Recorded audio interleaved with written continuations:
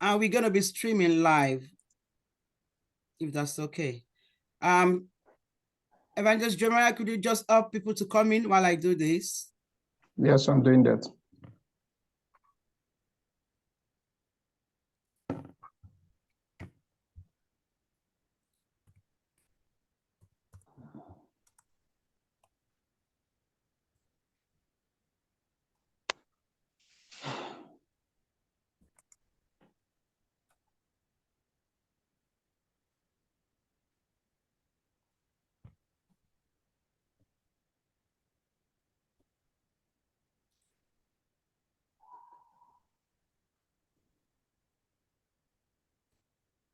Hello. So we are live on Facebook now. So we are good to go. Please, you can kick start the meeting. Yeah.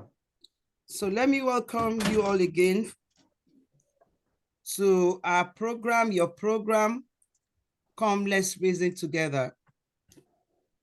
This is a program, is a talk show whereby we look at the problems in relationship, both in the single, with the singles, the married, and the divorced. And what we are trying to do is to bring experiences of others so that they can help to shape people's mindsets, to guide them, to be like their advocates in, doing what is right within their relationship. And today I have three speakers, three well-loaded speakers that are going to be doing this with me. And let me introduce them one after the other. So I'm going to start with Stephanie, and all the way from America, I believe. So I'm going to read a little bit of her resume so that people know where she's from and what she has been doing in the area of discussion. So Stephanie is an extraordinary woman, an attorney, recipient of the Governor's Award for Advocacy with Survivors and Domestic Violence. She's an international best-selling author who triumphed over narcissistic abuse. With 2 marriages to narcissists, she has harnessed the transformative power of emotional freedom technique, EFT, and the power of thought and mindset to guide others on their path to healing and personal growth. Our transformation came when she shifted from why me to for me. And today we'll be hearing about some of this incredible story, I believe. So Stephanie, if you want to unmute yourself and just say hello to everyone online. Hello, everyone. Thank you so much for having me today. It is really an honor to be here and to share some of my experiences, my wisdom, my insights, and my hope is that you will gain some wisdom nuggets of your own. So thank you for having me on your show today. Thank you very much. You're welcome. So the next person I'm going to be introducing to the floor is Chanel. She is a pastor in the USA. She's an attraction frequency healer, love, transformation coach, hypnotherapist, NLP life coach, and transformational speaker. She helps women attract the love and life they desire, while being fully present and genuinely enjoy the life, the love, and the families they already have. Chanel was able to manifest her husband in 90 days. Wow. A dream family life she always wanted, but still suffered from depression. After healing her past and coming out of that darkness, she is passionate about helping other women find the good quality men they desire and live lives full of excitement, happiness, passion, and stop just surviving. And again, I want to welcome Chanel Caldwell. Unmute yourself and say hello to the participants online and to the rest of the guest speakers. Hello, everyone. Again, I'm Chanel. I'm really excited to be here and engage in such important conversations. So hello again. Thank you. Once again, I welcome you. And to the third person, it's just the list is not the last. And that's Stephania. Stephania, after 20 years of listening to women's juicy man gossip, as a hairstylist and personal trainer, with her insight, Stephania now assists high-achieving men find their ideal partners to enjoy healthy, fulfilling, and successful relationships. She worked extensively with thousands of women in her roles as a hairstylist and salon owner, and later as a personal trainer in a gym. Stephania sensed their frustration and dissatisfaction with their partners.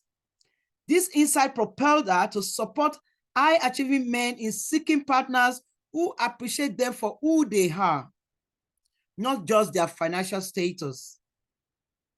So, as the best-selling author of Master the Language of Attraction, Stephania equips men with the confidence to navigate the complexities of dating and relationships while safeguarding themselves from unsuitable matches. Our role as a dating and relationship coach / therapist has earned our interviews on numerous stages and podcast speaking engagements, where she now shares insight into what women want. Additionally, she has been invited to present her expertise in men's empowerment workshops and events. Stephania believes and reminds men that every man deserves a special woman that, especially on your bad days, remind you that you are not hard to love. Outside of her dedication to helping men find their ideal partners, Stephania enjoys training at the gym, refining her salsa and bachata dance. You're going to tell me what that is? On the dance floor, and taking nature walks with her poodle. And that's Stephania. Can you say hello to everyone online and to the rest of the guest speakers? Yes, hello everybody. Hello, Shia. Stephania. Sorry to correct you. The name is Stephania. If she can hear me. Yes, we can hear you. We can hear you. Go on. So thank you. Thank you very much for having me here today. I'm so excited to be here to share and to be inspiring to all those that listen and also with the other guest speakers. Thank you. Thank you very much to all my guest speakers. And I'm not going to waste any much time. I want to welcome everyone that has joined us as well. All our participants today, all those are online. We welcome you to a very interesting topic. We've been a while trying to readjust, reinstate, restructure, come let's reason together to give us more juicy topics and bringing experts to help us in resolving so many issues that affect our marriages or our relationships. I'm sure you know when our children get it right, then they get it right. It only becomes a problem when they attract the wrong person. And that is the power of attraction that we are going to be discussing today. And we've got the expert. You can see from their resume that they are well loaded. So not to waste much time again, we're going to start by asking a general questions to all my guest speakers. And then I'm going to give you like 2 minutes each just to give us that definition of online dating. Just give us definition of online dating in your own words. Because I'm sure Chanel's one might be different from Stephania, and Stephanie might be different from you as well. So starting from Chanel, what is online dating to you? What do you see as online dating? I think online dating was supposed to be a place where people that maybe don't get out a lot have a place that they can come and meet other people like from all around the world and find love.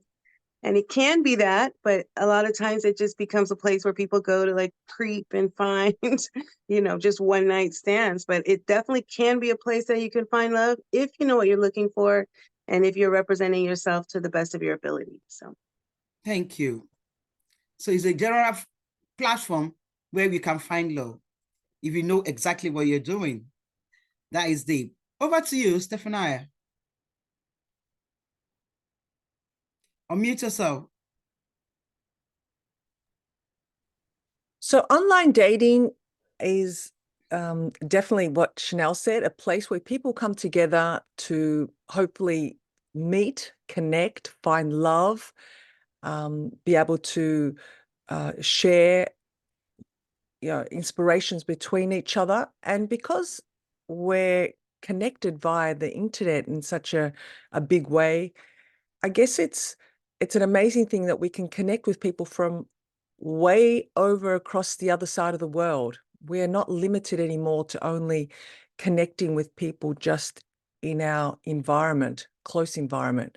So it has its pros and it has its cons as well. You just have to really know how to navigate through that landscape of dating, particularly online. Thank you very much for that submission. I'm going to ask Stephanie, what is your own take on online dating in your own words? So in my own words, well, I just have to echo what Stephania and Chanel said. It's a platform, it's a means where some people, if we don't get out enough, it can put us in different worlds that we normally wouldn't be in. Like, for instance, I'm a single mom, I have little children, I don't go out. So for me, online dating is a place where I could actually meet people. But like both of the other women said, there's pros and cons. You have to really research the platforms and make sure you're getting on the platform that is that will meet the needs that you're looking for, whatever those needs are. Everything and anything is available online. Thank you very much. Thank you so much for all your support. I think everyone is right here. There's no wrong answer. There's no, right answer. It's just a platform that has been created for everyone to meet, to find love. Not only love, it could be anything, business, whatever. But today we are concentrating on love because that's why we are here. How do we build our confidence when doing online dating? I can rest assure you that I know a few people that have found love on our social media and they still triumphant because they're so blessed. They are married with children, with families. And I've seen some that had failed woefully in trying to get the right person for themselves. And that is why we're here today. So I'm going to start by asking one of my experts of dating and relationship, Stephania, tell me, how do you build confidence in this days and age of scamming? I'm sure you know there are a lot of scamming out there. We can't move away from that. But then some people are still doing and they're still doing it right. So how are they doing it? Over to you. Okay, well, thank you, Shia. Definitely, online dating is a place to be really cautious because building confidence, and if anyone has actually done the whole online dating and has been left jaded, I say, in a way that say, no way, I'm not going to be doing this again. It's just like too much. There's too many scammers. You don't know who you're talking to. You don't know whether that person on the other side of that other end of that, dating communication line is definitely who they say they are. Now, of course, knowing the red flags, being able to ask the right questions, be able to, navigate through this I call it a landscape of dating, because it is a landscape. We don't know whether that person, as I said before, is real or is, you know, wanting to hide something. Now, having said that, it can also be that that person may be a little bit more of an introvert. So they're not open. They're also finding themselves a little uncomfortable being online and dating or trying to date. So definitely there's a need to build confidence. And that confidence, I believe, starts with self. If you're able to start with knowing who you are, knowing what you're looking for, and knowing also how you want to feel in the presence of that other person. I think they're three main characters or definitions of, knowing who you are, knowing who you want, and knowing how you want to feel in that relationship is definitely going to help you build confidence, because it's giving you a roadmap, I guess, to attracting hopefully your ideal partner. But of course, it's more than that. But I'd say those 3 points would definitely be the most important. Yes. Thank you very much. Knowing who you are, what you want, and what you want to achieve, isn't it? Wow. Yes. Wow. Wow. Thank you very And much. achieve. Sorry, I just want to repeat achieve, but also how I'm very much into energy. So a feeling, really the energy you want to feel whilst you're in that relationship, because of course that's what's going to make you feel enlightened and good on the inside as well as the outside. Yes. So it involves energy that you want to feel as well. Wow. Definitely. Thank you very much. I'm going to go to Chanel. What are some effective strategies for overcoming social anxiety in dating situations? So how do you overcome anxiety?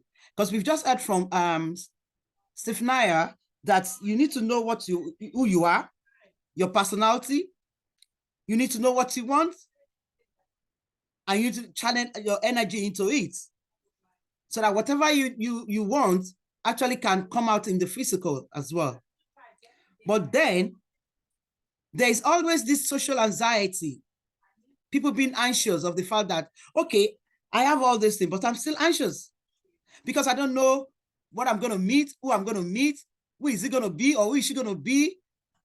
Because at this time and age that we are, we don't judge by the sight, but that is what normally happens when we say, oh, this woman is beautiful, she must be for me. Oh, that man is handsome, he must be for me. But then we become anxious, and then we get caught up in between our feelings and what we really want from others. So how do we overcome that? Oh, this is right up my alley. So as far, I would say to Stefania is on point because I do a lot with energy. So, but going from that, I would, if you're comfortable with what you're looking for and you really know what you're looking for, I always say to have this, I have this chart, it's 4 quadrants. It's very important. So I say that you want to make sure you know what you must have, what you want, what you can have, and what you will absolutely not accept. And that way, when you're walking into the dating world, you know that if the must have is not there, you will never not want that. So that has to be there and be present in no matter what you're doing. So if it's in the other quadrants, we can deal except for the absolutely not as well. So those are the 2 things. I think if you have that lined up, you're like, okay, I know that if it's in this one, we're good. If it's in this one, we're not good. At least I feel confident about that. And then as far as the anxiety goes, you want to try to stay in the present moment because, nothing exists except for this moment. And like when you're scared and you're thinking about what happened in your last relationship, that's your memory. And if you're anxious about what might happen in the future, that is your imagination. So we have to stay in the present moment so that you can stay calm and collected. And you can do that in a lot of different ways, but one of the ways that I like are just like focusing for 10 seconds on your different senses. So if you're sitting at your computer and you're getting anxious, you can just either close your eyes and focus on like a physical body part, like your fingertips for 10 seconds, and you could feel your pulse. It'll just calm you down and relax you. You could focus on an object in the room and just give it like detail for 10 seconds just to bring you back to present moment, and really just try to stay there as best as possible. And lastly, I would say to whenever you have one of those thoughts that come in that's like, oh, he might not like me, or this is going to be like my last relationship, I would say to stop it there. And I say cancel, and I replace it with 3 positive and true statements that I want to happen for me. So then I would basically start reprogramming those negative thoughts with the good ones, and go based on what you see. And you always want to give you always want to make sure that you are allowing them the not benefit of the doubt, but see the best in them until they show you something different. And when you see it, trust yourself and move accordingly. Thank you very much, Hanel. Thank you very much. Oh, wow. You said something about staying in the present moment, which means you're saying that you need to move away from the past and you need to be in the future. So whatever you've experienced in the past, you need to make sure that it stays in the past for you to embrace the future or the present. Yes. And then that can kind of calm you down into making the right choices. And I'm going to put this question out to you. How do you stay in the present moment? You have been battered, you have been shattered, you have been destroyed, you have experienced defamation of characters. I'm just saying some of the things that people experience in the past whatever. Or let's even talk about the single that is coming in. And she has actually observed her mother going all through this. And you are saying you need to move from the past and stay in the present. Stephanie, what is your take on this? How will somebody move from that point A to the point B that we're talking about? Okay, so let me just, for clarity's sake, you are asking me how we stay in the present when we are trying to attract a new partner, a new relationship. Absolutely. Instead of going into the past. Oh, I have a baby right here fallen. So, it's I think that's a good question. If you are wanting to find new love, you have to look at, you can't go back to the past. I mean, we can take the past, we can take the lessons, and we need to heal and we need to learn those lessons, or we'll continue to repeat the patterns. And so if you're not in the present and you're stuck in the past, you might have some more healing that you need to do, and maybe you're not ready for a new relationship. I'm not a relationship coach. I'm more on the legal side of divorce and all that kind of stuff, negative relationships. So you don't want to go there. But I think you really have to learn the lessons and heal from previous relationships before you move on to the new relationships. Thank you very much, Stephanie. You got to heal first before you move into a new relationship. And I think a lot of us, we made that mistake most of the time. I'm sure Stephanie will be able to tell me about that based on your relationship, your counseling sessions with a lot of people, especially the high achieving men that you work with. Some of them, they've gone through different types of relationship that has ended in a very drastic, or ended with Stephanie's on our table. And what I'm saying is, when the relationship gets really bad and they need to separate or divorce, he ended up in Stephanie's table because he's a divorce lawyer. And now those kind of men, they spend so much money. We are talking of high achieving men now. They spend so much money, and now they're so cautious of what to do next. So how can you tell someone, or how can you show someone to identify and embrace the qualities, the unique qualities, to boost their dating confidence based on those pasts? How can you? So over to you, Stephania. Okay, well, I'm glad you asked me that question, because that is definitely something that comes up a lot. And as you can imagine, I do deal with a lot of high achieving men. I work with a lot of high achieving men where they are looking for their ideal partner. And they come to me and they say, you know, Stefania, I'm always attracting the same type of woman. I'm always attracting unavailable women, or women that are just after my financial status, or women that, you know, don't want me for who I am, only for what I can provide for them. And it's a vicious circle that they seem to find themselves in. And it can be very difficult because, say, for example, you get a gentleman that's been, you know, had a long-term relationship, he's been married, has a few kids, divorced, possibly even remarried and divorced again. This is someone that has been left, you know, totally traumatized, jaded. He's lost all his confidence, not only in dating, but in women themselves, because he's then going to be thinking all women are the same.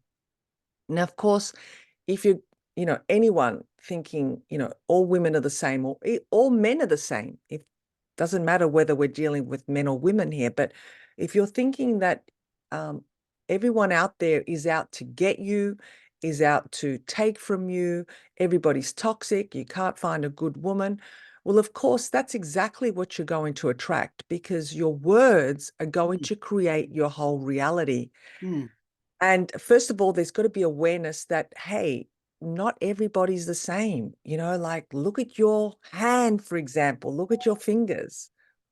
Every finger is different, and so is everybody else out there. So first of all, we've got to get, you know, we've got to come within. And I start working and unpacking and saying, okay, where's all this hurt coming from?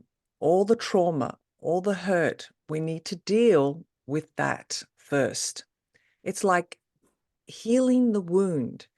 A man that has, you know, come out of a divorce and had several relationships and still ends up in the same, you know, cycle of vicious, toxic relationship has some healing to do. I know it's hard to, you know, swallow that pill, and most men don't want to hear that. And of course, I'm not going to deliver it like that, but I do get real and I do get raw, particularly when I'm working with men, because men are very logical. They're very compartmentalized. You know, I've learned so much working with men that they need that guidance. And I feel also they also need to understand how a woman feels. So the fact that I'm a woman and I'm able to empower men, equip them with the right tools when they're out there, you know, trying to find their ideal partner, but also make them conscious and aware of a female's energy.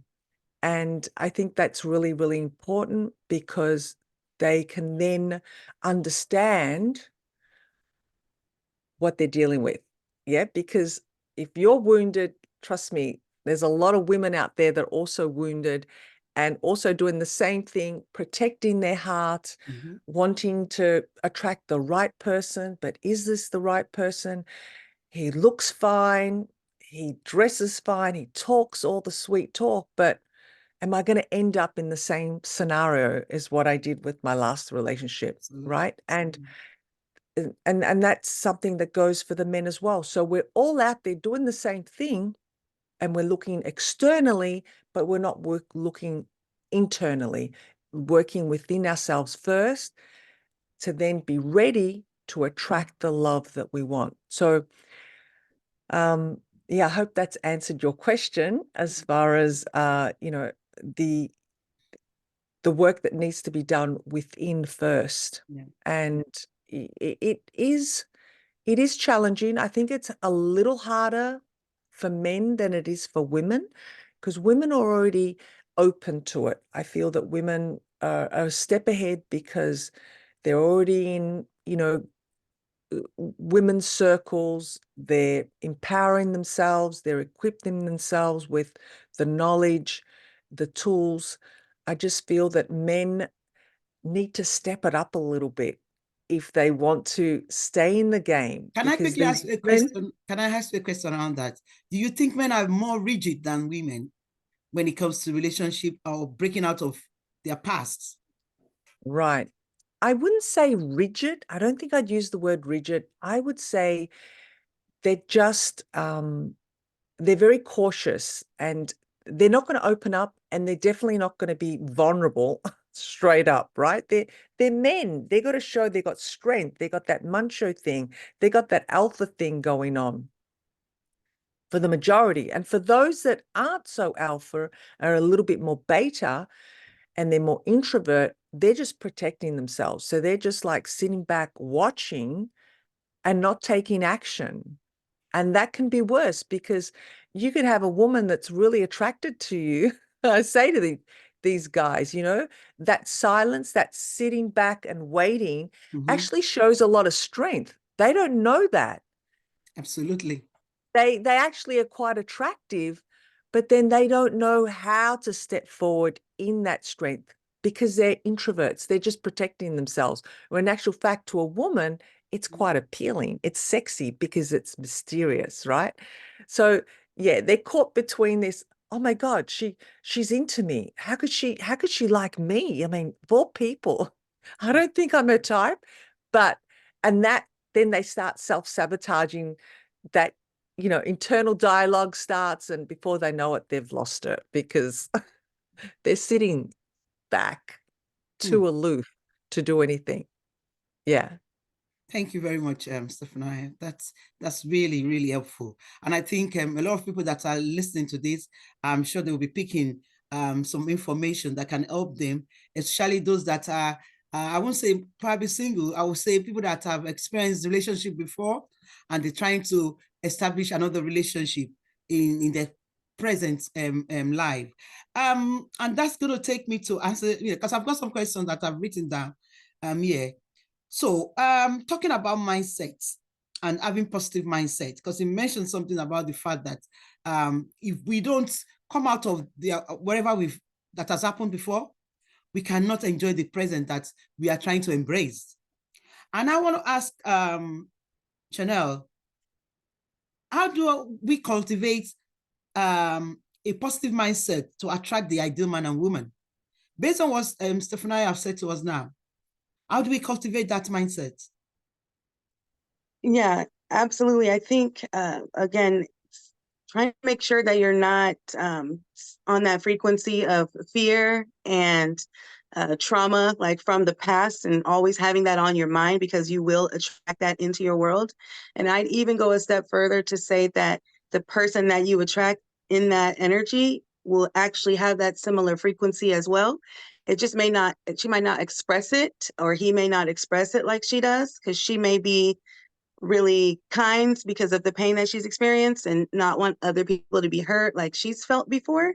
And he could be cold and like pushing back and projecting his pain into the world. So that can be a really toxic situation. So absolutely, if you're feeling like you're spending more time thinking about what could go wrong, or what's possibly could happen, or what your last boyfriend or girlfriend did, I would definitely take a step back, and I need you to focus on that you're here now, that all the positive things you experienced in that relationship, the lessons that you learned in that relationship, and, because you can't change it. There's absolutely nothing you can do about that experience except for accept and embrace the strength that you currently have and move forward. And again, if you're still in that every day, it's probably not a good time to be dating. But if you must date, when those thoughts come up, I had stated the last time, I would absolutely, when that thought comes up, I would stop it, observe it, and say, cancel, cancel, or no, however you want to stop that thought, and then start to replace that negative thought with 3 positive and true ones. So if you're thinking, man, all men are going to hurt me, it's like, no, cancel, cancel. All men are not going to hurt me. My next man is going to treat me very well, and I deserve to be treated well. And just every time that thought comes up, you're going to like create a new pattern in your mind that actually, when now that thought's not going to start coming up, you're going to start having those positive thoughts that you pushed in there. And so that's a huge one. And then also looking in yourself in the mirror every day, I'd say, and really looking yourself in the eye and saying those positive affirmations to yourself, positive things, who you are, what you want. Even you could say, I love when men can't help but open doors for me when I'm outside. They just cannot wait to treat me like a queen in the mirror, and just really bringing that energy and intention into your world. But mindset is definitely like, it's like pumping iron. It's something that's repetitive because our subconscious mind holds on to those thoughts. And really the only things that really go in there are repetition or trauma. So since the trauma put it there, the repetition has to take it out. So that's what I would say on positive mindset. Thank you so much, Chanel. I think for me, we are talking around the fact that our mouth or our tongue actually possess or declare what is right for us. So whatever we are thinking and whatever we say out comes from right within us. So if we are thinking negative things about ourselves, we are bent of pronouncing it out. And when we pronounce the negativity out, then that negativity will channel wrong person to us as well. So in the power of self-talk, how does it play a confidence role for us when we are seeking romantic partner? I don't know whether Stephanie can add can answer that.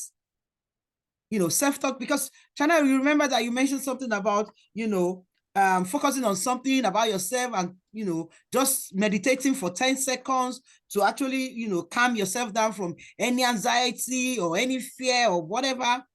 But there's something again that we call self-talk, which you have just said. Go in front of the mirror and say, I am good. I am beautiful. I am wonderfully and beautifully made. I am created to explore, talking of self-talk. So in seeking romantic partner, how can self-talk build our confidence?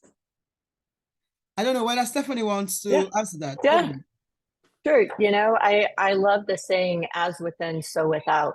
Our internal dialogue creates our reality, creates our outward world. And so whatever you are thinking on the inside about yourself, that's going to manifest in the physical. So if you are dating, or you have your intention, you've said it. I always made lists when I was looking for that soulmate. The qualities that you are seeking in your future partner, those qualities have to be in you. And so if you are, say you're looking for a high quality man, whatever that is, you have to have those qualities within you to be able to attract that person to you. So what is your self-talk? If your self-talk is negative, I will never find someone, I'm not worthy of it, I'm not deserving of it, bad relationships always happen to me, I'll never find someone good, then that's what your internal thoughts create your reality. So you really have to get clear on your intention on what you want, and then you must become that before you can attract that into your life. And so you have to do the work on yourself before you can go seek out the partner. And if you're not ready, then that's when you're going to get all the disasters. That's when you're going to get, oh, he just wanted a one-night stand. Oh, it was just this. Oh, online dating is horrible. Well, you've just created that because of your internal dialogue. So yeah, be very clear, and you must become the person you are seeking. Thank you. That's my thoughts. Thank you very much, Stephanie. I think, if I can just summarize what you've just said, you cannot give what you don't have. So if you are going on a table looking for love and you want the best man, or you want to attract the best woman, are you that best man or are you that best woman yourself? Can the other party, when you now come together, will that person be able to say, oh, this is the ideal woman that I'm looking for? Or no, this is the ideal man that I'm looking for? Is it going to be possible? And, looking at this now, there's one word that keeps ringing in my mind, and it's still this fear of the unknown. Because a lot of relationships that has broken down through the social media, dating line, whatever, is the fear. Oh, because even to go for the first date becomes a problem because they're scared. So my question around that area is this: how can we overcome fear of rejection and develop resilience in dating world? Because don't forget that you might meet online. Sometimes the picture we see online is quite different from the picture that we see when you now meet up one-on-one. So peradventure, it doesn't work. That can be a detrimental to that person in going for another opportunity. So how do we overcome that area? And how do we build resilience against it for next time? I don't know, Eva, Stephania wants to answer us? Unmute yourself. Okay, yes. How do we build resilience? A great question.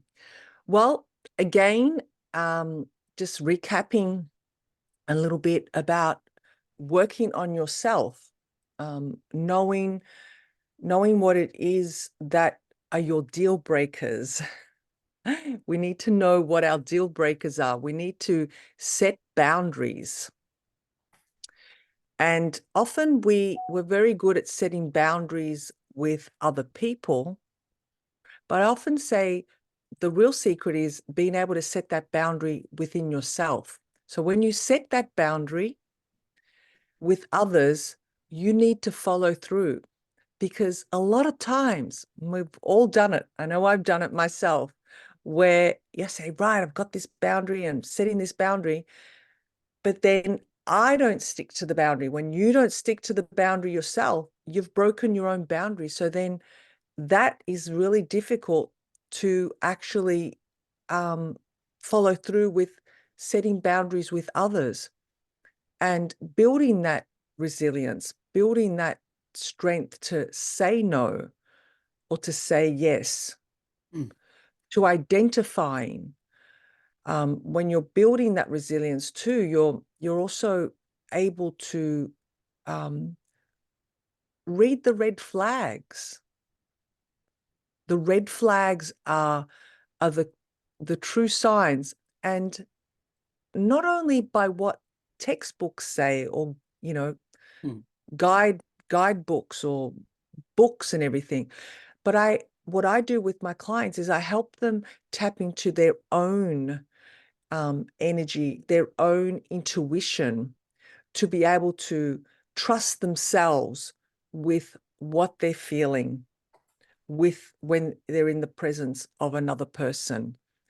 And I think that helps you build resilience as well, because you're being able to tap into that energy and trust yourself. It's not only about trusting other people, it's about trusting yourself that whatever's coming through, because ideally, it's only in the first 3 seconds that we ask ourselves, is this person, how do I feel with this person? And you will get that message, whether it's physiologically through your body, you'll get a sensation, you'll get that knowing that comes through. We need to learn how to actually tap into that, first of all, and to listen to it, because they are your true messages that are going to help you as you navigate and try and attract that ideal person and build resilience as well. Thank you very much, Stephanie. And I'm going to ask Chanel now. Do you think people generally are not being, how am I going to put this, truthful about their intuition when trying to date online? Some people, I wouldn't say everyone's not being honest, but I think some people aren't. And I think it's easy to tell if your intentions are pure. So what I mean by that is if I want to fall in love, right, but I'm still damaged from the past and I'm actually looking for someone to fill the holes in me that are missing, and this person is saying, oh, well, I'm looking for love, but they just want a real relationship. And we start communicating, and now I'm being obsessive and I'm doing all these things. And he's like, whoa, like, I thought you were looking for something peaceful. Isn't that what you said? And you're thinking, well, I am. But, it's like, we've got to really be able to connect with what we want and what we're looking for, like Stefania said, and really be able to figure out what we're looking for. And again, trusting yourself. And I always say, trust has nothing to do with anyone else. It's really actually to do with us and trusting what we see, what we feel, and that we will make the right decision when the moment comes up for us. And then we don't have to worry about that for anyone else. We can just move in that self-trust. So yeah. Wow. Wow, wow, wow, wow. I want to look at the power of communication when building our confidence and going into dating. I think it plays a major role. Have you ever experienced, and I'm going to put it that way to Stefania, because you are the counselor on this platform today, and I think Janelle too, because Stefania has already established that she is a solicitor, she's a legal person, or she's part of what she will do is when we are going through your stuff and you bring it, and then she can advise you on how to go about it. But then she's still part of us in giving us our own experiences about relationship. Have you ever seen anyone coming to you and that relationship got broken because of communication? When we are not communicating the right thing, but we think we are communicating the right thing. Or when the other party is communicating with us and we think whatever he or she is communicating is not the right thing. However, we have already have that, that inbuilt in us, or maybe that boundaries that we are talking about, and we can't actually get the right perspective from what the other party is saying. Over to you. Yeah, to me?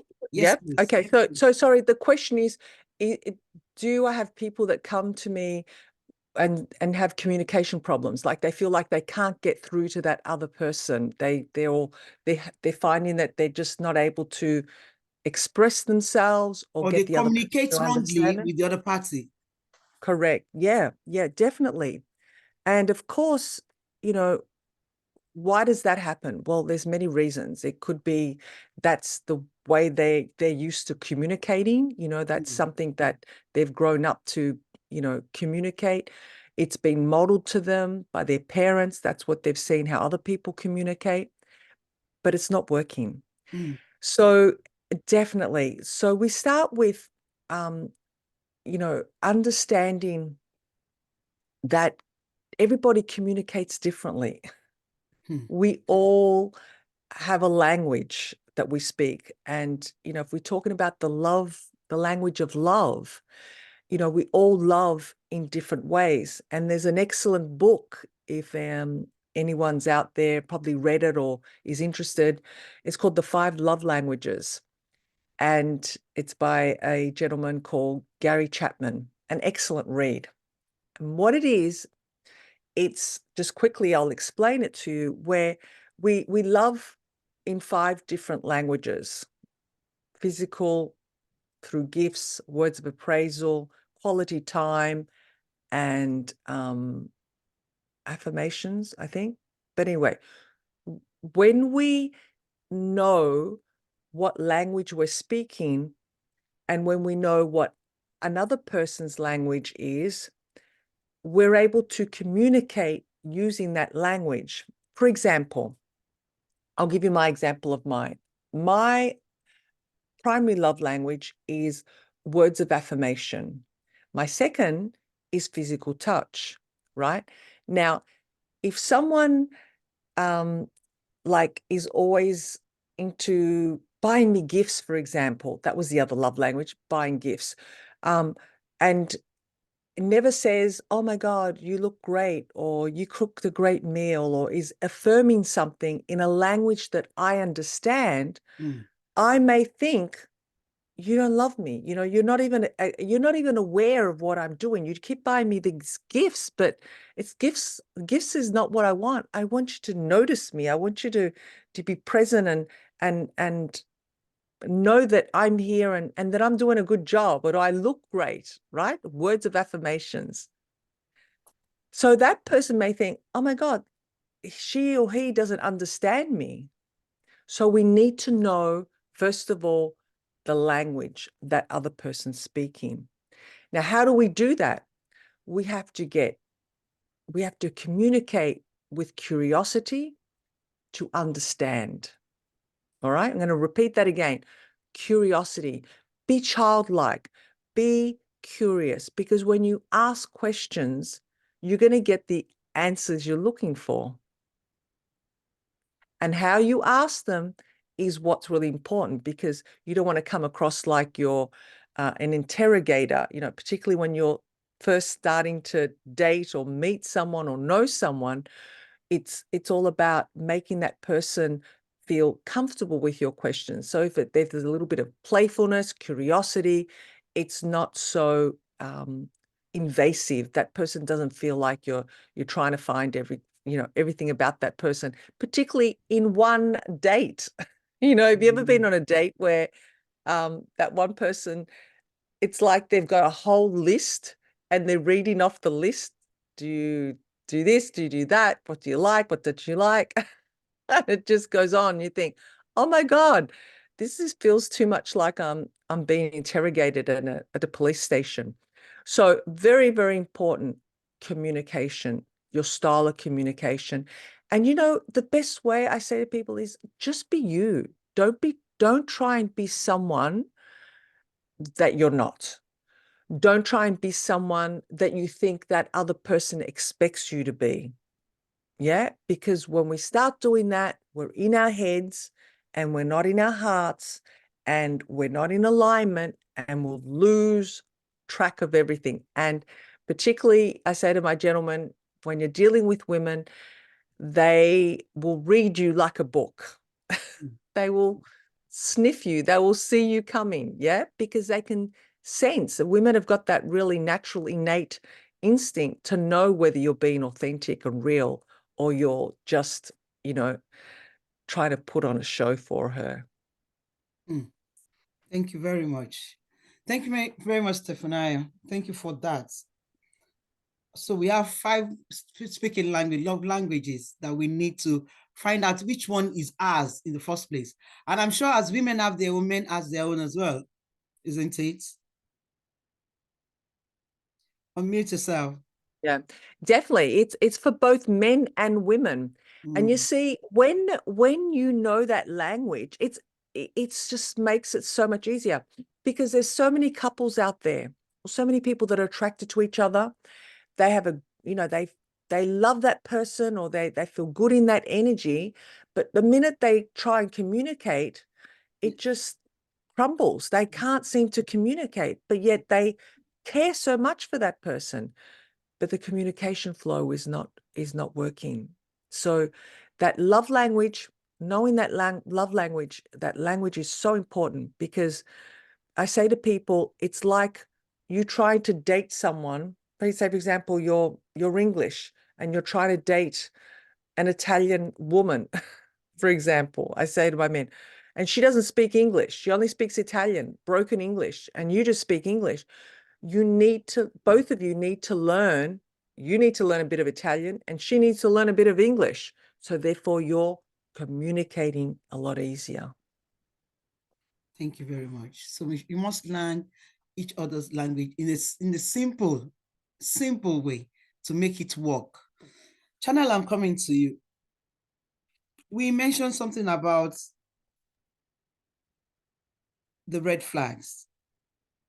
I'm sure we know a lot of red flags, but we're looking at the red flags in the context of attracting the right people. attracting the right man, attracting the right woman. We are not looking at the context of the fact that, oh, I want to go into relationship. What are the red flags that are? Of course, we all know the red flags there. But now we are talking about the attraction. What are the red flags that I need to be aware of? Oh, a single person is looking for someone to marry or someone to settle with, you know, for the rest of his or her life.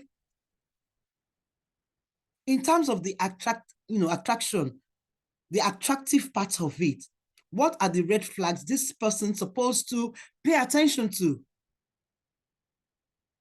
and not miss it? You mean like good things or bad things about attracting the one you love? The good, both the good and the bad ones. We are looking at everything now. Both the good ones, what are the attractions, the signs that you need to pay attention to? And then looking at the bad one, because I think people will be more interested in those bad one that to kind of let you say, let me stay put. Let me see what's going on here before I put all my eggs in that basket. Okay. I think one of the biggest ones that people find is that, especially if they're used to toxic relationships or like someone that is emotionally unavailable or mean to them, they get comfortable there and their brain is like, oh, this feels like home, so I guess it's okay. If you find yourself having to say to yourself like, oh, maybe if you're making excuses really early on for their behavior, I think that's a huge red flag. You shouldn't have to make an excuse. And then also a lot of women have been taught that relationships take work. And so in the beginning, they're already trying to rationalize why it's difficult. Like, honestly, when you first meet someone, that's probably some of the best time you're going to spend with them in your relationship, until you actually get to know each other later on. But it's not, if they're already doing like weird things early on, it usually gets worse after you actually become in a relationship. So if there's things that you don't like about what you see in front of you, I think that's a red flag. And then also, I would say finding in yourself, if you find that these feelings are reminiscent of something in the past that you have felt before, and it's not something you want to continue to feel, don't make an excuse to keep feeling that.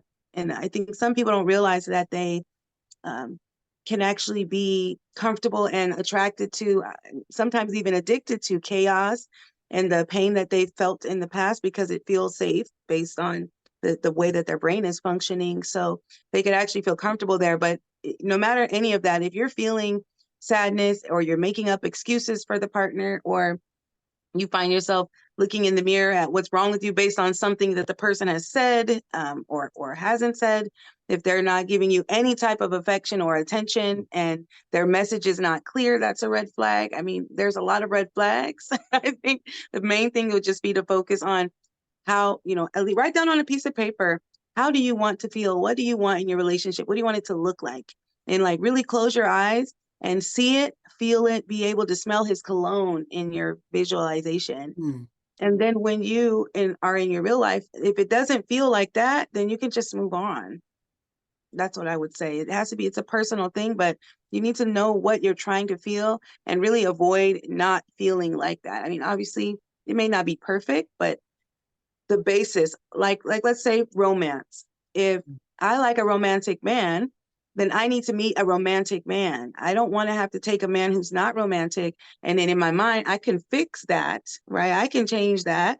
And then I go with him and all of a sudden I'm mad because he didn't bring me flowers when he's never been romantic. And now I'm not asking him to change. I'm asking him to be somebody different. And so we need to know what it is we're looking for, and at least let them have the basis of what you want. Like I said, that must-have quadrant, they got to have at least that so that you're not, you don't want your wants to be a circle and him to be a square and you shave off the edges of the square to make it fit inside of your circle and then wonder why it didn't work out in the future. So that's what I would say. Pay attention to all those things. Thank you so much. Thank you so much. Stephanie, let me ask this question. We are looking at the digital world now, and we are looking at the traditional way of doing things. And we all know that with the traditional ways of doing things, a man and woman will meet together face to face before you believe that that is the right man for me or that's the right woman for me. But these days we have, in fact, I think it's going to get to a level where AI will be selecting the right man or the right woman for us, the way things are actually going now. So looking at this digital world of a thing, do you think our lifestyle will influence our dating online? And what I mean by that is this. When you look at the social media, you will see an influencer attracting millions of people. And what do I mean by influencer? Someone that is showing his power, his body part, is doing this, is doing that, is doing this. And it's attracting a lot of men. Now, if he's a man, he's attracting a lot of women. If he's a woman, he's attracting a lot of men. But then you see this decent woman or decent man online, and he doesn't, or she doesn't even attract so much. So how do we do this? How do we do this? Our lifestyle, how do we use it to attract the right people, the right spouses that we want in our lives? Because I've seen someone asking me, but why is it that, I'm so decent and, we do things, but we don't get to, attract the right person? Is this toxic guys that will come and, speak to you? And then you see a lot of person that is showing a body part, moving this, moving that way. And you can see them, they're having millions of people being attracted to them. What is going on? So let me try to answer your question there. Thank you. You have to be authentically you, and whatever authentically you means to you. And so if you are out there on all the social media platforms comparing yourself, oh, well, this person's attracting all these people. Oh, this person is so beautiful. They have all these followers. I have no one. You're just comparing yourself. And when you compare yourself, you're just going to set yourself up for failure, for loss, for rejection, whatever that may be. And you just can't even go there. For myself, I don't even go on those platforms because there's nothing edifying for me to do that. But it goes back to who you are and what are you looking for. And if that is what you're looking for, then internally you need to become that person and project it and put it out there. But if you are truly authentically looking for your partner, that one person, you need to be authentically true to yourself. And then you need to become that person you are looking for to attract that person into your life. I don't know if that answers your question, absolutely. But I did want to touch on something that you mentioned a couple questions ago about rejection. Like, how do you deal with rejection and resiliency? Yeah. I think we have to redefine what rejection is in the dating world, because rejection is actually a good thing if you know what you are looking for. If it's, you go on the first date, and if it doesn't match up to what you are aligned with and what you are looking for and seeking, rejection's a good thing. Rejection means this is not the person that you're supposed to be with. Have a good time, have fun, be positive, look for the fun in it, and then let the person know you are not the person I'm looking for. Just be open and honest, and then move on. So rejection is a good thing when you're dating, because it just means you're not aligned with the person you just went on a date with. Thank you very much for that.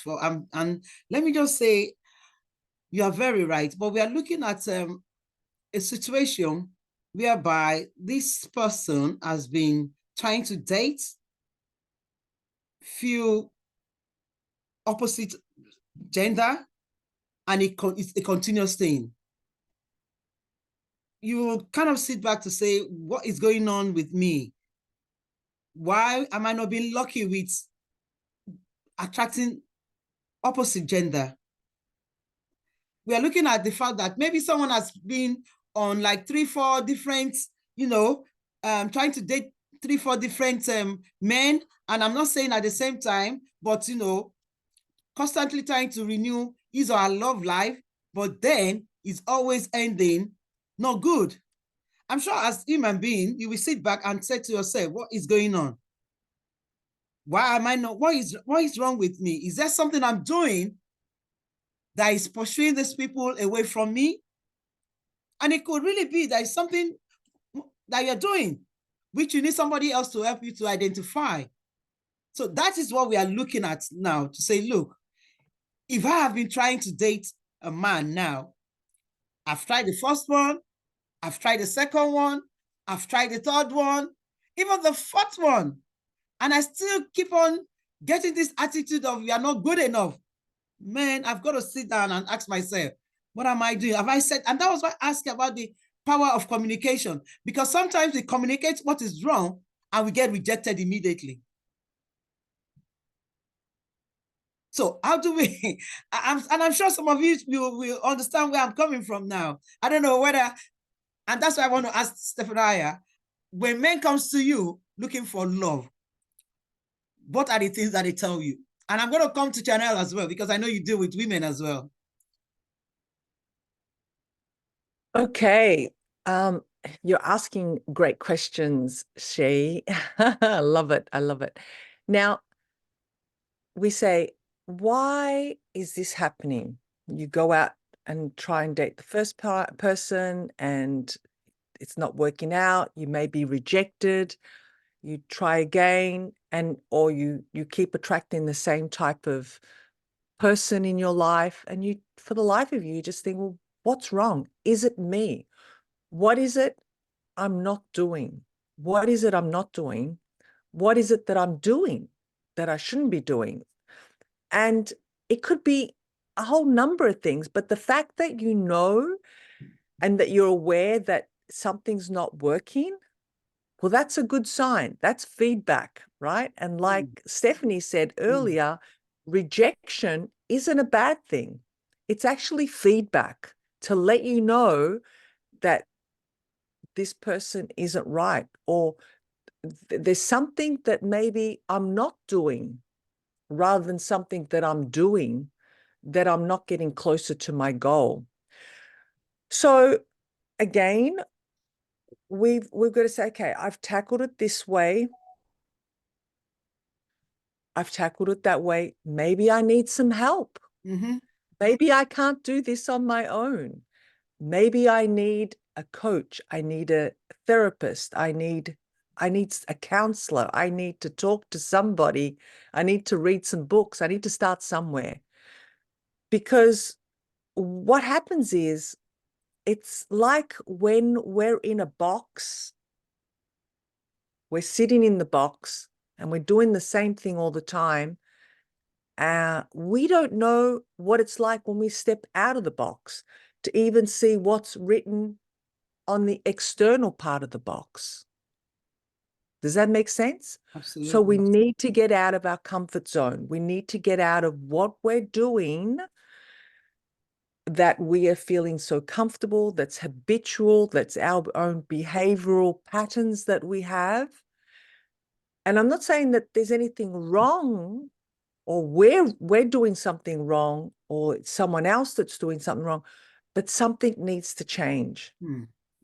We need to pivot. We need to be doing something different, adding or eliminating, letting go. And by doing that, if we can't see it on our own, and even after we've stepped out of the box to see what the labels say on the outside and see how other people are perceiving us, then we may need to get some help. We may need to talk to someone to guide us, enlighten us, do some work that is going to help us get on the right track. But the first thing, if you want to start even with yourself, is really, again, getting clear, very clear with what type of partner you want in your life. Get very clear with your values. You know, something Chantal said earlier, where she said, you know, I want a romantic partner. And you end up with someone that's not romantic at all, won't open up the door, won't send you flowers, won't say beautiful things, won't make you feel like that goddess. So what you want and what you're accepting in your circle are two different things. So you're giving mixed messages out there. The universe is going, what do you want? You want this, but then when I give you that, you just still are settling for what it is that you don't want. So that in itself is a big confusion. We need to get really clear, and we need to have those boundaries. We need to know the values we want. We need to know what the deal breakers are. And I think sometimes we can be, you know, feeling very lonely, feeling like there's no one out there. So the minute someone does come, we settle. We settle just to have someone in our life. And that's a big no. That's you know, asking for disaster. Yeah. We need to stick to what it is that we want. And it's not being arrogant. It's not being mean or rude to other people. It just really is honoring what it is that you desire, what you want to bring into your life. And like Stephanie said, is start being that person. If you want that romance, start being romantic, even with yourself. Okay? Doesn't mean you have to be romantic start being romantic with yourself. Start treating yourself. Start saying nice things to yourself. So you're already preparing the fertile soil for when that other person's going to come into your life. Thank you very much, Stephanie. Thank you so much. Thank you. Wow. I'm sure we are all Christian on this platform. I want to ask you a question, Chanel, because I think from your resume, I can see that you're a pastor, if I'm not missing it. Say that again? I think on the resume, I read probably you're a pastor or you're a believer as well. I'm not a pastor, no. Okay, but you're a believer. Yeah. Would you encourage believers to go online dating? Because there's an argument that to say, oh, probably it's not right for them, they shouldn't go online. But I know that you can find love anywhere as long as you channel the right energy there. So what is your take around that? I think that believers can do the things that they want to do without, you know, putting a label and a meaning behind everything they're doing. So I think if you want to find love and you go online to find love, just make sure that you're looking for someone that has the same beliefs as you so that you're not having to navigate that. And they have, like, whatever your religion is, I'm sure they have a dating app for those specific religions, or you can make it prominent. If that's really important to you, make it prominent on your profile, so the people that come into your world know, hey, this is something that she's really, you know, important to her. So I won't even go there, or they'll be excited to see that in you know, their quality in a woman. So yeah. Thank you very much. Stephanie, what is your take around that? It's, you know, online dating is where we are in the 21st century. Absolutely. So if you are wanting to go out and meet people, aside from traditionally, if you're at your place of worship, if you want to meet someone outside of that, or someone across town, or someone in a different community, that's what you have to. I mean, that's just the way the world is right now. If you want to meet people, it's online dating. That's where people are at. And like we've been saying, you have to set your intention of what specifically you are looking for, because there are a lot of people out there who are looking for other things that you aren't looking for. So you have to be very clear of what you're looking for, create a profile that expresses exactly what you're looking for, and then look for the people who match up with your values and what you're seeking. But yeah, I mean, that's the only way to meet people these days is online. So have fun with it. Wonderful. Thank you very much with that. Thank you. I mean, I want to let all the participants know that the line is open if you want to ask your own personal question or you want clarity around what we have been discussing for the past an hour or so. The line is open for you to ask questions. So you can always use the reaction buttons, or you can comment in the chat room, and then we can actually ask all our speakers, our guest speakers. Sefnaya, I come to you now and I say, I'm looking for a gentleman who is tall, who is hot, a believer of the word, and I list my attributes of the person I want to meet, or the person I want to spend the rest of my life with. And I come to you and I tell you, this is what I want. This is what is on my plate. Am I asking for too much? Would you get me someone like that? And peradventure, you got me something like that. You get me someone like that. And then we started dating. And then I found out that this is not what I bargained for. What happened? Because I'm going to get to a lot of clients, because I have them with me, that are looking for love, but are looking for the right ideal man or ideal woman. Some have been battered, some have been broken, some have been, I don't know why channel is just laughing. Some have been broken and they're scared. They're walking with fear and they don't want to miss it the second time around. So what questions are you going to be asking me when I list all this and bring it down to you? Okay, well, first of all, I'd ask you what it is that you're looking for. And you've expressed briefly. I would go deeper, asking you questions with more than just, he's got to be tall, he's got to be a believer, he's got to be, what else did you say? I can't remember. You mentioned about 3 or 4 things, right? Yeah. Which I think is not enough information. I would definitely ask you a lot more questions to go deeper in giving me more answers to, being attractive is definitely very important. You need to be attractive. You need to have that, chemistry. I'd be asking you your values, what's important to you, what's your deal breakers, what aren't your deal breakers. And then I'd also ask you a little bit about what's been happening so far. What normally happens when you meet a man? How are you meeting this man? Is it all online? Are you actually going out? Are you going to maybe bars or, meetups?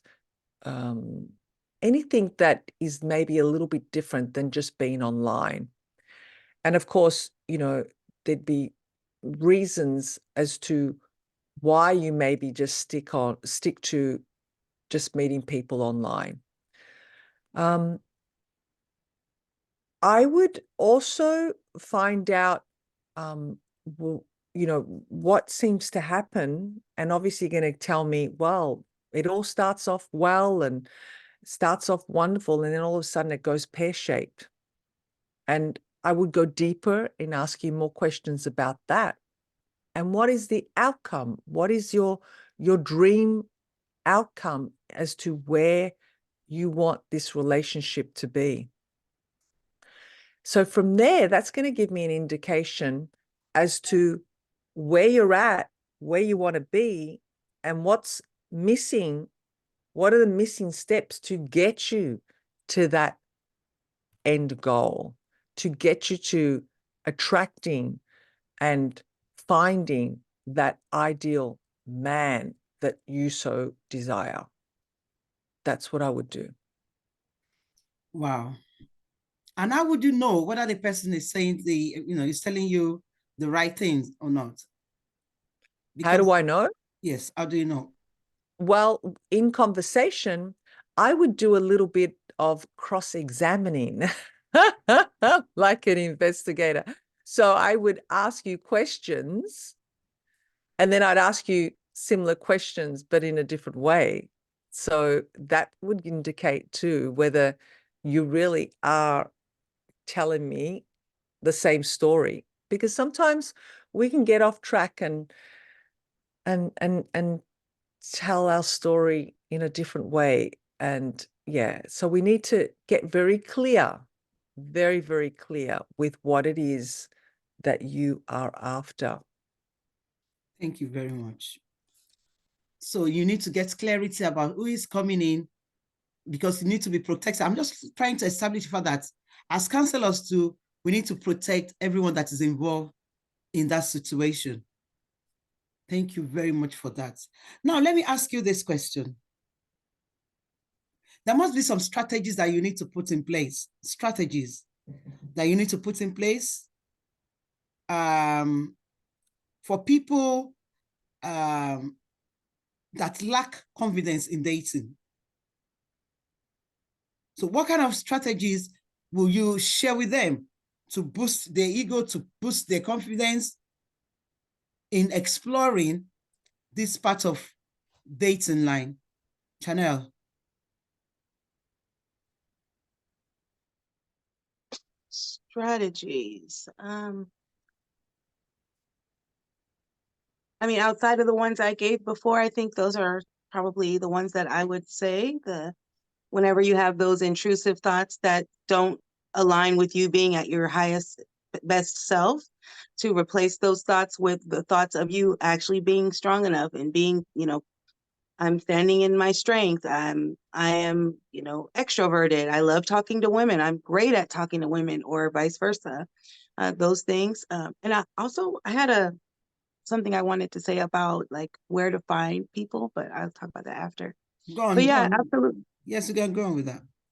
Okay, I was going to say, because I deal with like the attracting and stuff in my business, and I always tell women, like, let's say you want a partner, but you have a lot of things that you have going on. So I always tell them to make time and take time out in their calendar right now that they would want to spend with their partner when he comes into their life. So they'll already have like time available on their calendar.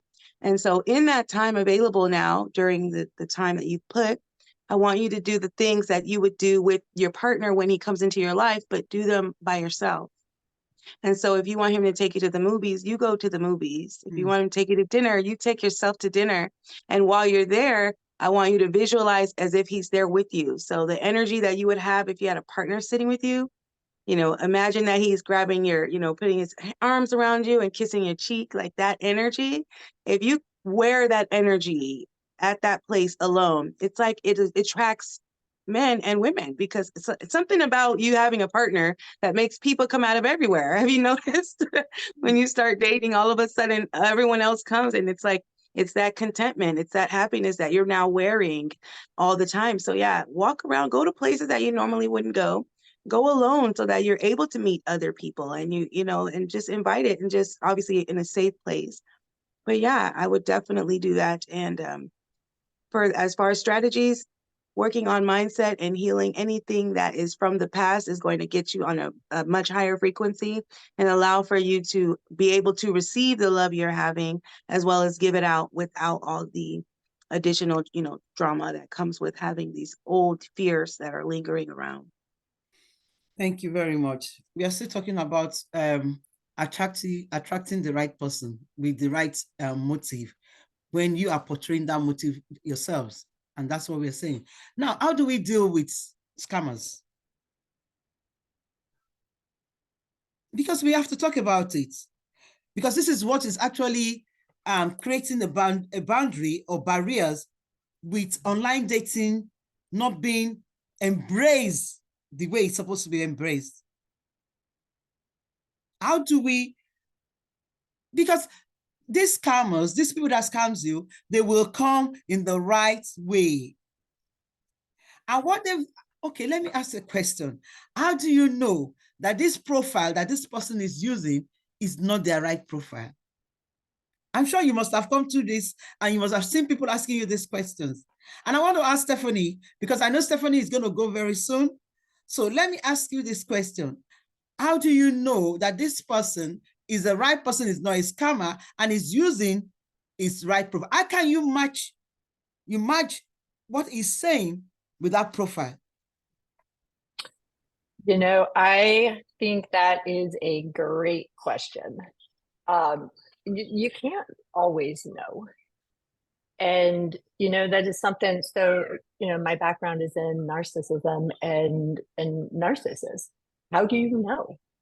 How do you know when you are talking to someone online and they are telling you everything you want to hear? They are, and you're trying to do it right. You know, say you want to get to know the person on a deeper level without meeting them, because you know when you're going to meet them, it might move to a physical level. So you want to keep it deeper and communicate. But how do you know if that person is not projecting you or mirroring you and your values back to you? This is the world of disordered personalities that I work in. How do you know? I think that is like the big question. Like you don't know. There are some things that you can ask in conversation to see, you know, if they're a scammer, if they're just phishing. So you can direct the conversation to certain ways. Like I always tell people, well, how does this person say, you know, you're a woman talking to a man?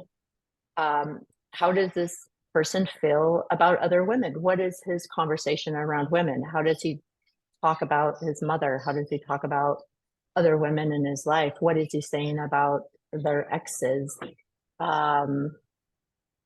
Is it positive? Is it negative? Is it in the form of I'm always the victim, I'm always betrayed, everyone's always taking advantage of me? Those are red flags. That could be something that is not what you're looking for. If someone starts asking you for money or cryptocurrency, you know, those are all big ones right now, then that's probably a scam. That's probably what they're looking for. I wouldn't give money. I would suggest you don't give money to anyone that you are just talking to online, to protect yourself. But yeah, I would love to hear from everyone, because this is a question I'm asked all the time. Like, how do you protect yourself from not meeting a narcissist? Well, you don't know, because sometimes you already become hooked into that talking conversation where you start to fall in love with this person before you even met the person. And this is where I want others on the platform to join us, because I kept this question to the last, because I know it's going to generate a lot of concerns. How do we know? I have a, you know, like I am now, my Facebook, if you request for my friendship and I click on your profile and I find out that most of your friends on that profile are women, I will not accept you. I will never accept you, because instantly I start looking at it that this one, he must be one of them. Because if you have about, let's say you have about 2,000 friends and like about 1,600-700 are women, oh my God, what are you? I mean, it's not just, it doesn't balance. Whether it's a myth for me, I don't know. Whether it's real for others, I don't know. But that is my own way of creating boundaries for myself. And I'm sure that a lot of other people, they have their own way of managing their platform. So how do we know, just like we've just asked, whether this person is just a time waster or is just time, or, and I'm not relating to, when I'm using E, I'm not referring to gender alone here. It's for both parties. It could be women, because we've seen a lot of women that have scammed men. And that's why you can hear from Stephanie today to say that some men are even scared to go into a relationship because they've been scammed by women requesting for money. And once they get the money, they vanish. So how do we know that these people are the right person? They're not common, they're not there to steal from me. Zephaniah, I think you want to say something. And please, Yeah. if you have anything to say, please put it in the chat room or raise up your hand and we'll call you. I need more information, please. Okay. So scammers. Okay, this is such up my alley. And it's really not that hard, particularly online. Someone you don't know, someone you haven't even spoken to, you're only texting. Okay, this is what really surprises me. So many men out there, because of course I'm working with men, so I'll use men as an example, that haven't even spoken, let alone seen her on a virtual call, and will be giving this person money, transferring funds into their account because they have, I don't know, a couple of kids and their car's broken down, they need a new fridge, or I don't know what the things that they say they want. Now, I say, men, if you're not even talking to her, you can't hear her voice, you don't see them. I mean, you could be talking to some taxi Pakistan guy that's sitting in Pakistan driving taxis and texting like a woman. You don't know. Why would you give them money? Why? I mean, like, it just because the story's so good, they're feeling like sorry for this person. You've got to treat it like, who am I speaking to? Is this person real? Have I spoken to them? Have I heard the tone of voice? Have I said, let's hop on a call? Let's hop on a video call. I mean, technology is so easy now to get on that call. And I often do that. I mean, that very thing happened to me about a month ago. This guy was thinking I was scamming him. He goes, all women are the same. All women are scammers. He told me that. And I said, really? I said, well, let's hop on a call. Let's hop on a call. And he wouldn't. He was like, oh, no. He goes, he told me again that, he didn't trust me. And I said, fine.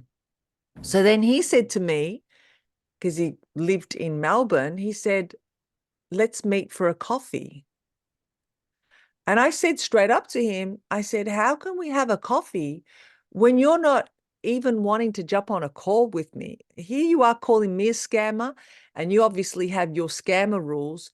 I said, us women have our own scammer rules too, like, if you're not willing to hop on a call, what chance do you have of me catching up with you for a coffee? I told him straight up. A lot of people hold back in telling that other person how they feel or what values they have, what deal breakers they have. So I think it's very, very important to communicate that. So definitely, if they're not hopping on a call and they're not wanting a video chat, that is a red flag. If they're asking for money within the first 2 or 3 contacts you're having with them, that's a red flag. Like Stephanie said, if they're just bagging their ex or talking all about their past relationship, acting like a victim, that's a red flag, because that person is still in victim mode. They've done nothing about wanting to get out of that situation, improving themselves. They want attention. They want someone to just feel sorry for them. And that's how they get off with, finding that partner, by being a victim, because there's a lot of people out there, whether it be women or men, that just want to fix hearts and going out there wanting to heal people. just know it's not your job to heal someone. You first have to heal yourself. And when you're healed, you're going to attract a healed person. And you know the saying, they say, hurt people, hurt people attract hurt people. Well, the same thing with healed people will attract healed people. Yeah. So, it's just a known fact. It's the law of universal law. So yes, checking on yourself, checking on your own gut feeling. You feel it. Everybody has that sensory acuity in their bodies where something doesn't feel right. Question it. Don't just be an open book. Ask questions. Cross-examine them and ask them the same question, but in a different way, and see if they are answering the same answer. Absolutely. Yeah, because, liars and narcissists will often tangle themselves up and they will give themselves away by the answers they give you. So it's important to be a good listener. I always say, listen. And listening means, when you spell listen back to front, it's silent. Yeah. So give that silence so you're able to receive and understand, by asking questions with curiosity, what it is that the information you want to get out of that person, because you will get it. You just need to know what questions to ask, how to ask, and to listen to what's been said and listen to what's not been said. Listen to what's not being said. Because some people are very good at responding, but not responding to the question you asked. And that's very, very important. So yeah, scammers are out there. But again, I say to people, don't focus too much on it either.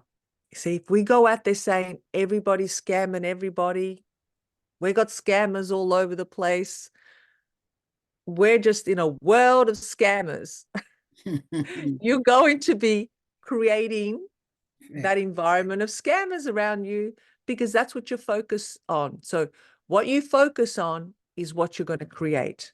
So like everyone else has said here on the platform, Stephanie and Chanel, let's focus on what we want rather than focusing on what we don't want. Definitely know how to navigate through those, obstacles, but not be so absorbed in that it takes up all your energy, that you start manifesting it because you're actually thinking about it all the time. Thank you so much, Stephanie. Thank you so much. I really appreciate it. I want to quickly read, before I call Chanel, I want to quickly read one of our participants. I mean, she's been a guest on this platform as well. She's a counselor, a married counselor as well. And she said something of the fact that we should avoid fantasizing about new people that come into our lives. We should not look for ideas, but look for qualities in the potential partner. We should ensure that we go for therapy if necessary. Be true to ourselves. Don't assume that everyone is wrong but you. Look into your own life analytically. You might need a coach. Submit yourself for training. Like a coach said, I've loved education, learn about relationships. Many people do not understand the dynamics of relationships. And he said we should pray, trust God, and stay positive. Just like you said, know thyself to be thyself, be true. And she said there are rules and guidelines on the online dating. So be very particular about them. She also said some people are so love hungry that they fantasize about the relationships, not the real person. And I think one of our, my fathers who said, what an awesome meeting, well detailed. Another one of our guest speakers on this platform previously said, I've learned that in your search for a love relationship, make sure you are with someone who is going the same direction as you are. One of our mothers said, beware of people with victim mentality. They will always be victim in any relationship. The people they are in relationship will always be on the receiving end, which can be energy sapping. So I think we are all on the same page, looking at this particular topic. And one of our counselors who said there is something we call law of attraction. So you attract who you are. And I think it's a key factor for us that you can never be a cold person and then you will attract somebody that is hot. Although sometimes they always say that like poles repel, opposite poles attract. I'm not sure whether that is part of a relationship. I'm not sure. But to you, Channel, as we move towards the end of today's discussion, for single ladies looking to date, they are just starting. They're just starting their life and they want to be with the right person. And most of them now, they're online. I'm sure that was what Stephanie was trying to tell us, that the age that we are now is about, and I said to you, AI will start telling us this is your ideal husband. Probably when you put it on there, you say, don't go to that one, that is a scammer. It doesn't have anything good for you. And one will say, okay, go ahead. I think that's the one for you. So what should they be doing? How should they go about it? What should be their guidelines when they are on there? Because they are all over there. And they are more comfortable doing that in the time and days that we are. We are not talking about all these, some of us that say, we are the traditionalists of, going into relationship. Even the traditionalists now, they are moving into the new opportunity of using dating lines. But I'm looking at the singles. What would you be telling them? Okay.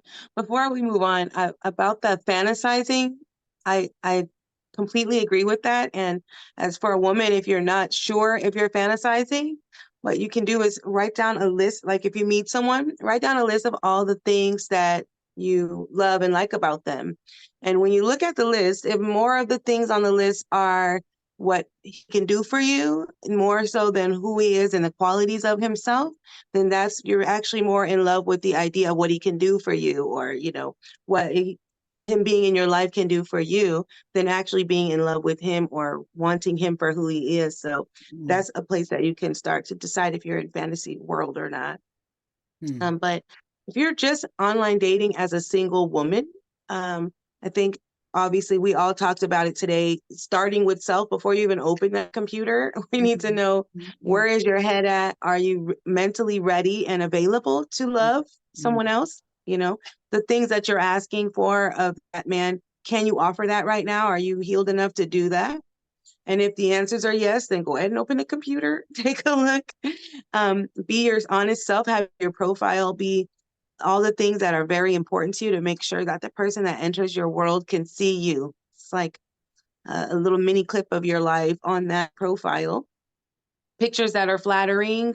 Don't put all those booty pictures up or whatever pictures that you think a man might like. Put a picture up that's going to show yourself in a way that the person that you're looking for would, find suitable. But don't look for just for attention. I think that's what I'm meaning to say, because you will get the wrong kind of guy in that way. And then when you see profiles, does the profile have, does the name sound real or does it sound made up? Because sometimes some of the names are pretty obvious. Are you able to video chat with them? What is the conversation like? What does it sound like? Does it sound like game, like dating lines? Because a lot of these men are going on Chat GPT now and getting dating lines and putting them in for online dating. So does it sound real? Is he actually hearing what you're saying? So when he asks you a question and you give an answer, is he actually taking some of the things that you said and building on that question? Or is it just a random next question that he probably got off the internet? Or if he's not listening at all, that's important. And then also, if you're looking for, you know, like, let's say you want a man that's going to lead you and be a leader, then you need to let those kind of men come to you so that you can know that he's comfortable taking the steps to lead. If you're chasing after every guy that you want online, you may find a man that is not able to do that because you've already taken that first step away from him, and he could be comfortable sitting in the back seat. So I think sometimes we don't think about that when we go out and, you know, go talk to that guy, because you're like, I want that, I'm gonna go get it. Well, that's fine. But then a year down the line, when he's like paralyzed and you're having to do everything for him, that was kind of a little bit of a sign there. But feel free to do what you'd like. And then also, I think no money conversations, that should not be coming up. You shouldn't be needing to take care of any man, so you shouldn't need to do that at all. I think in the beginning, it's too early to be talking about like the past relationships, you know, all of that stuff. You don't want anyone that's really truly stuck in their past relationship. That's a red flag. And again, someone that is trying to make you feel good. There are people who are trying to make themselves feel good online all day long. And we want someone that is focusing on you and not just trying to make himself sound good online and just wanted you to swoon, right? So those are some of the red flags and some of the things that I would do, like as far as step by step. But before we do any of that stuff, please focus within. And when you wake up in the morning and you feel good to wake up in the morning alone in your own bed, then it's probably a good time to start looking for someone else. Thank you very much. Thank you so much for that submission. Thank you so much. And I'm going to go to Stephania.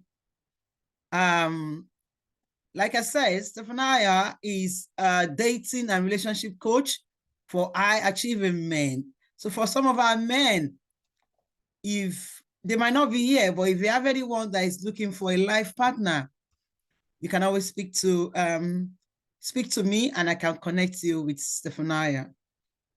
She's doing it big in Australia. She is from Australia, but she can navigate all through the world. I believe so. I'm asking you now, for those that are divorced, the divorcees coming back to you, wanting to go back into a relationship, or the widows wanting to go back into a relationship, what would you be saying to them if they want to go into this new relationship? Okay. Well, first of all, know that you're over your past relationship. You know, jumping from one fry pan into another fry pan can create a fire. Yeah, so it's very, very important to not be going into relationships just for the rebound. Understand what it is that you want. Now, there's many different types of relationships, and if you're divorced or just come out of a divorce or a separation and it's a little bit of fun that you're looking for, that's okay. There's no harm in that. I don't think there's any, but as long as that's clear with what you want and with the person that you're interacting with. Yeah, don't be coming across that you want to go into a long-term relationship just to get that woman. Yeah, because you're going to end up in a bigger mess. So be very transparent, be very authentic, and don't fear that there aren't women out there for you for just that little bit of fun, right? Because you've got to get out of that scarcity mindset.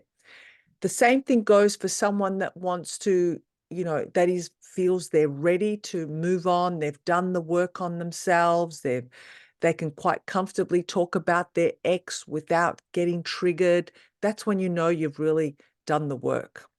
But if you're still feeling hurt, resentment, not only towards your ex, but also towards women in general, all women, yeah, that means you're not ready. You want to be with someone, but you're not healed from those past traumas. Wow. And, you know, trauma may not just be from the last relationship you had. let me get that clear. Trauma can even be from, excuse me, a little bit of water. Trauma may have started way back, even in your childhood. You know, your relationship you had with your mother, the relationship you didn't have with your father. Excuse me. So all that may need to be healed, but take it step by step. Don't rush into another relationship too quickly. Get to know that person, get to know yourself, and also don't compare.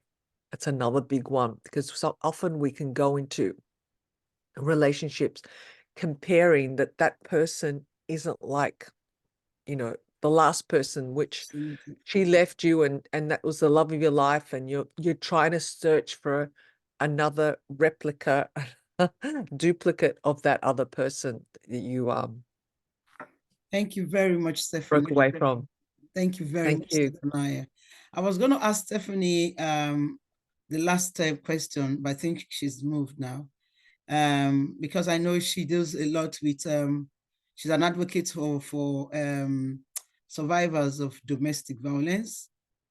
So, and that was why I wanted to ask her this question, but she's not said that what we should be telling people. Okay, you're back. What will you be telling survivors of DV, domestic violence, who wants to start another relationship? What would you be telling them? Especially if they meet their spouses online. Well, it's, you know, I would tell them everything that we've been discussing already. You know, when you need to be healed, and especially when you come out of a toxic or abusive relationship, you really, really need to look within and go deep and do the hard healing work. Otherwise, you'll continue to repeat the patterns. I hear so many women and men say, well, I keep attracting these abusive people into my life. Well, you need to sit down and do the hard work. When you have ended a relationship, you need to look for the lessons. Well, what were the lessons that you learned in this relationship? Because if you're stuck in that victim mindset, as you know, you've just come out of these toxic or abusive relationships, you're stuck in that victim mindset, you can't see the lessons because it's all, why me? Why did all this stuff happen to me? So you have to really let go of the victim mindset, see the lessons, you know, for instance, maybe it was boundaries. Thank you. You taught me that I need boundaries. Thank you. This relationship taught me that I'm worthy of so much more. And then you can, once you know the lessons, you know what needs to be healed, you know what needs to be released and let go of, so that you can break those patterns and stop attracting the same relationships into your life. So this is what I tell survivors all the time. You have to break those patterns. You have to do that hard inner work on yourself. Otherwise, you will just continue to attract the things you don't want. Thank you very much. I think there's something you wrote here that I want to read. When you said it is important to run a background checks too. You can do it with your phone number. They give, and you can see if they gave a burner phone number or their real phone number. If their real phone number, you can't find out if they have it. If their real phone number, you can find out if they have a criminal record. I think that would be, I don't know whether it can happen in, you know, I'm sure it can happen in United Kingdom, but where we are, I'm not sure how to go about it. I'm going to ask about that. But I think where you come from, which is the US, I'm sure it's going to be so easy. And being an advocate, an attorney as well, it will be easy for you to do that background check for people. I believe so. But ordinarily, I'm not sure whether any one of us know how to use their phone to get information through their telephone number. Of course, if they give you a wrong number, you call it. If it doesn't go through, then you know you're speaking to the fake person. But what if to check into details? I'm not sure whether I know about that, but it's something I'm going to explore because it will be good for every one of us. So on this, there are, go on. there are a bunch of apps, a friend finder, different apps that you can become a member to for a nominal fee, and you can put your phone number in and they will run a background check for you. If you can share that with so it me, should, that would be fantastic. If you can share that with yeah, Jeremiah, and then we can pick it up from there, because that would be helpful. And like I said, if anybody needs Stephania's support or counseling, she's available. Once you speak to me, I will get I will connect both of you together, and then you can go forward. I don't want to know what's going to happen there, but my own is to do the connection. And like Channel as well, if you need a bit of counseling as well, I can always connect her to you as well, and she can be of a very positive help. Anyway, I think a lot of women and men, they need more of advocates that can empower them into facing what we can feel, that you can go into another relationship which will be much more better than where you've been coming from. It's just about your mindset. And that's what we just had today. It's just about your mindset. So you will attract the person that you are yourself. So if you're a negative person, it's most likely that you attract negative people. But if you are positive, always go in front of the mirror to say, I am wonderfully and beautifully made. I can attract the right person. I've got the energy to attract the right person. Obviously, we can do so. And on this occasion, I want to thank every one of you. The rest assured that I'm going to call you back. We are having a plan of bringing you guys to UK. I've had a discussion with one of you, and we will let you know when this is going to happen. However, Valentine's Day is in how many days? Is in 11 days. Be wise when you're doing your law of attraction. Attract the right people, and be careful online. Communicate very well, because once you communicate very well, you are sure going to be blessed. Let me quickly read the chat room as well. I think one of our participants said, know who you are and what you need or want. Don't compromise your principles. Always settle for the right person, not the one that is available. Person that is available might not be the right person. Say, yes, do not settle for less. Think to yourself, if this person can continue to sustain all the things I know, or she knows can do for me, will I still keep loving them and wanting to be with them?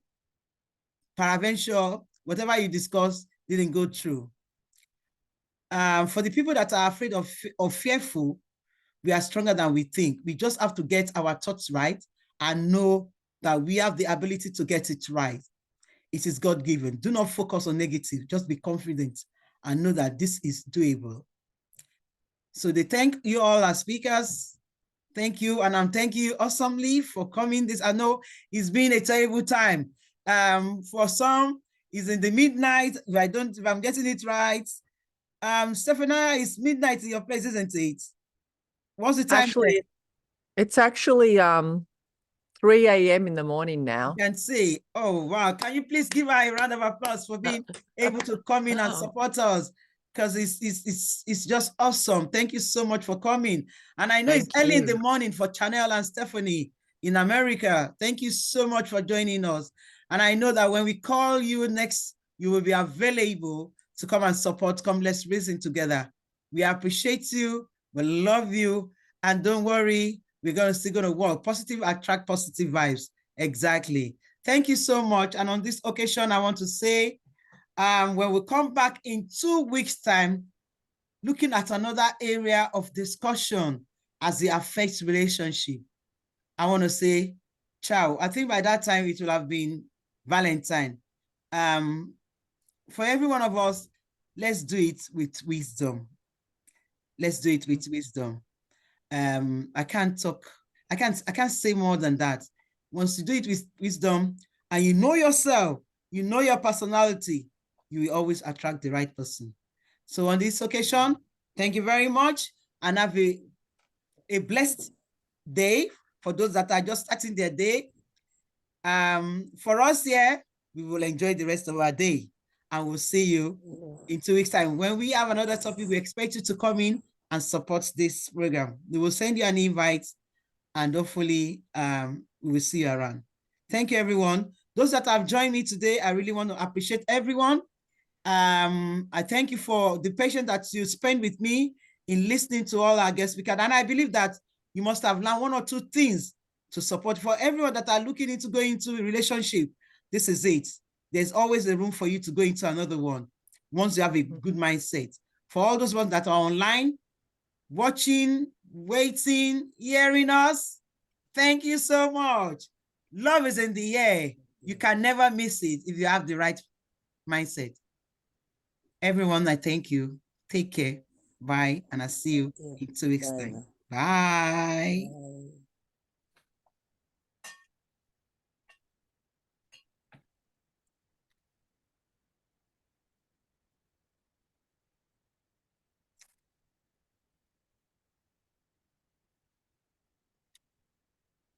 Most people think the power to prosper is about money, not at